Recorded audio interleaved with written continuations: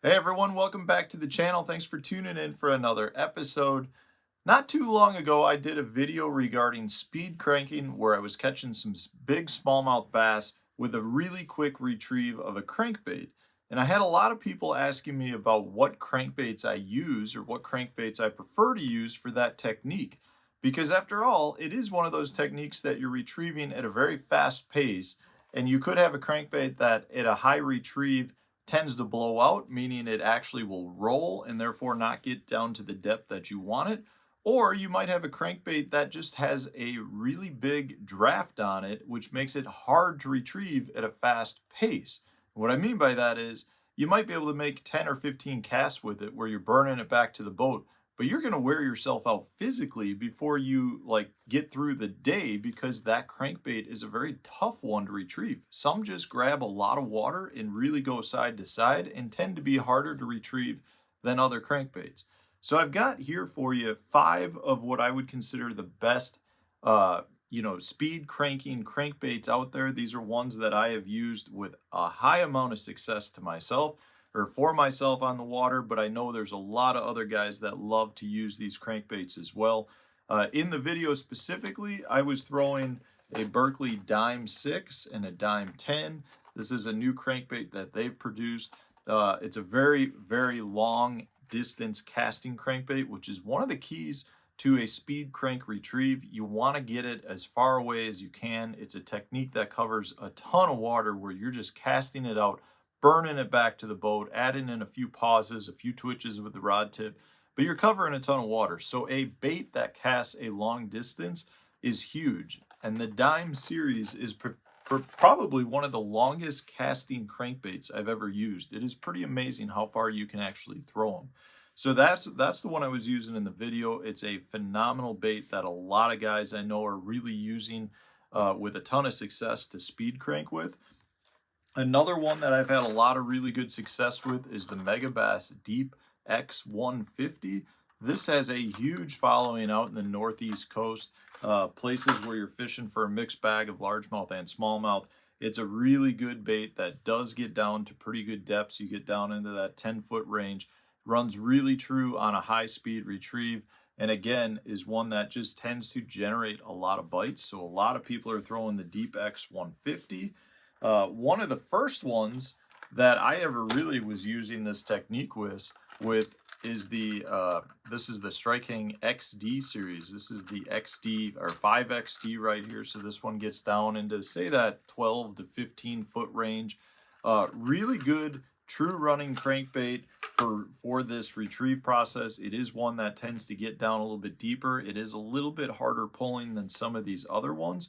But again, it is one that gets down a tad bit deeper too. So generally speaking, most of the time you're doing the speed cranking, I'm going to say more in your 6 to 14 foot range. Well, the 5XD runs too deep for that. Remember, you're not trying to make bottom contact.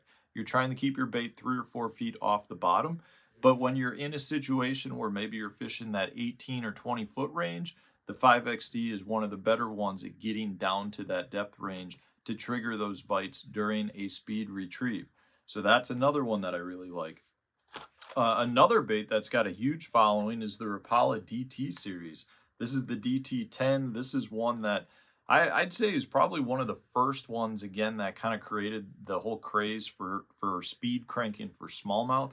I do feel like there's a lot of other good crankbaits that have come around since then, but it absolutely still catches fish. The Rapala DT10, another great one. And then the last one is the Dredger series by Berkley. This is another one that I love for a couple of reasons. Again, it's a really long distance casting crankbait, but what I like about it is it gets down really quick and it stays at the correct depth for a long period of time. The last thing is it's a little bit smaller profile than a lot of the other baits that are in this category. So if you were to compare it to say the 5XD, it's definitely smaller if you compare it to the DT10. And there's just some times where a smaller profile triggers the bites. I've seen a lot of instances, if you're on a lake like Lake St. Clair, where there's a lot of people doing this, the smaller baits sometimes tend to trigger those better bites. And I've also seen it in circumstances where you're fishing really clear water it seems like that smaller profile tends to generate good bites. And the dredger, like this 10.5, is another one that really gets down to that running depth. That's a pretty key. Now, from a color standpoint, generally I go one of two ways. I like to go with something that's a little bit more translucent, like this guy right here. This is Blue Shad by Berkeley. You can see it's basically a translucent body, a little bit of a bluish gray back on it. But I like to go with something that's really translucent, blends in well with the water and the surroundings, because one, it's usually a technique that you use in clear water. Now, I'm not talking about, something that's got to be 4 foot of visibility or more. Generally, I'm talking about 2 foot of visibility or more. But the clearer you get, a lot of times it does get better. The other way to go about it would be to throw something that's really bright and obnoxious. This is the red crawdad color in the Rapala DT10. Just a bait that tends to be very bright, lets the fish know it's there. You're really just trying to antagonize them into biting. So that's one of the keys as well. But generally, I don't throw too many that are not either really natural looking or not really, or really bright. I don't really throw that mid-range color too much, where maybe you're talking about a white back that's got, a brighter blue on it or something like that. I tend to go very natural or very bright. Now, the other thing I want to point out is your line that you're choosing to use on this can be a pretty big factor. If you've got a bait that's running just a hair too deep, you might want to think about going up a little bit in your line size. And the reason for that is your bait will not dive as deep with a thicker diameter. So if you were getting the bait down to say 12, 13 feet and you're fishing 13, 14 feet with 10-pound test, maybe you want to go up to 15, get that bait to run down in that 9, 10 foot range, maybe 11 foot. You're going to lose definitely some of your depth. So that's a good way to adjust the running depth of your bait. And the line diameter is really not that important in this case, because you are retrieving at such a high speed that the fish aren't getting a good look at it. They are pretty much committing or not committing to it. And it doesn't matter if you're going to be throwing it on 20-pound tests or 6-pound tests, they're either going to hit it or they're not. So another thing though with that is your speed is your friend. So not only do you want to make super long casts, you probably want to throw a reel that's got a higher gear ratio speed on it.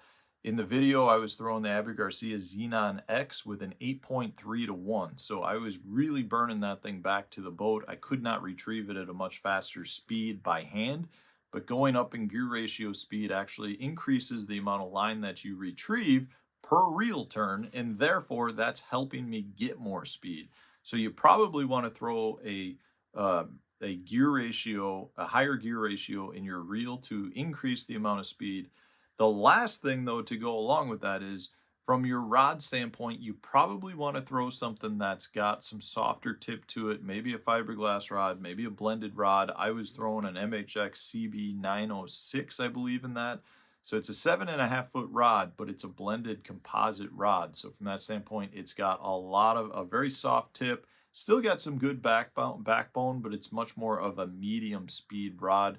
Really good for crankbaits, but when you're retrieving at such a high speed, you definitely want something that's got a soft tip, because when those fish come and swipe at it and you get one hook to kind of just barely clip them in the mouth, you need that bend to allow the rod to absorb that fish's bite, allow them to get a little bit of the hook, and therefore you'll land more fish. If you're throwing it on a fast action rod, you're probably going to miss a lot of bites doing it, because again, they're coming up out of nowhere, swatting at the bait. You're really just trying to do the little things to keep the bait in the fish's strike zone, not longer, but in that split second when they commit to it and they go to swipe at it, you want them to be able to get the bait versus missing it. So those are key factors as well. But really what it comes down to is choosing a bait that will run true, that you can burn back to the boat at a fast speed. And I've got a little bit of a tip for you. It doesn't always have to be a crankbait. There's a lot of other good baits out there that you can burn back to the boat and fish in a relatively same manner, same depth zone, but you're really trying to do the same thing. So, you can start looking at some of your vibrating jigs, some of your spinner baits, some of your different types of jerk baits, things like that, that you can actually retrieve very quickly. You may not fish it in a traditional manner, but you can actually get those fish to commit to that, similar to how you would get a fish to commit to a crankbait that you're burning back to the boat. So give it a try. If this is something that you haven't tried, I highly suggest it. You know, this is something I felt like I wanted to do because my all-time best YouTube video is a crankbait retrieve tutorial video where I talk about some of the different retrieves that I love to do with a crankbait. And one of those is speed cranking, burning it back to the boat where you're ripping it. You know, you're trying to get it to deflect off things and trying to just go crazy. And I got a lot of people commenting overall that that was the one retrieve that, one, they didn't believe that I actually fished the bait that way, but two, they didn't see how that could be productive.